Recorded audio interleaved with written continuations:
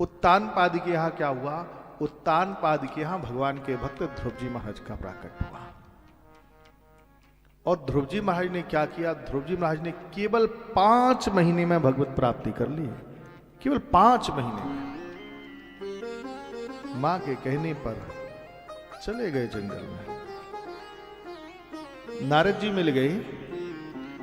अब नारद जी जो मिले तो नारद जी से पूछा, बाबा एक बात बताओ। बोले क्या? भगवान कहां मिलेंगे?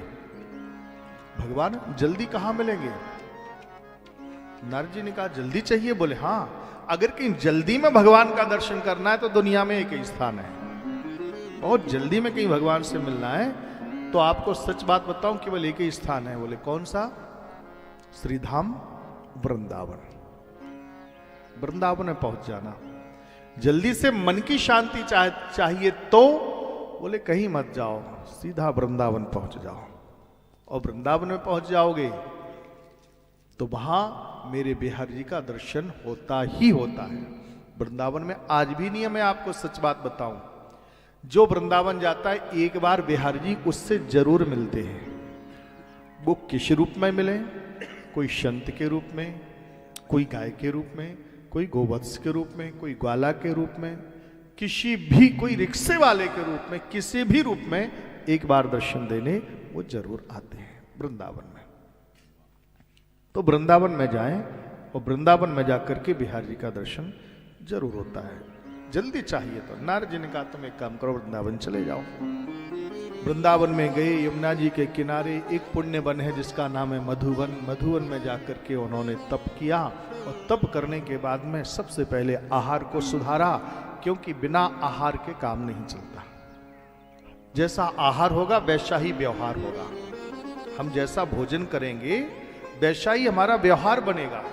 इसलिए आहार शुद्धौ सत्य शुद्धि, सत्य शुद्धौ ध्रुवा स्मृति। सबसे पहले हमें अपने आहार को सुधारना चाहिए। इसीलिए तो हम लोग व्रत धारण करते हैं। व्रत धारण करने का मतलब क्या है? हमारा आहार शुद्ध हो। और जब आहार शुद्ध होगा, भोजन शुद्ध होगा, तभी तो मन शुद्ध होगा हमारा।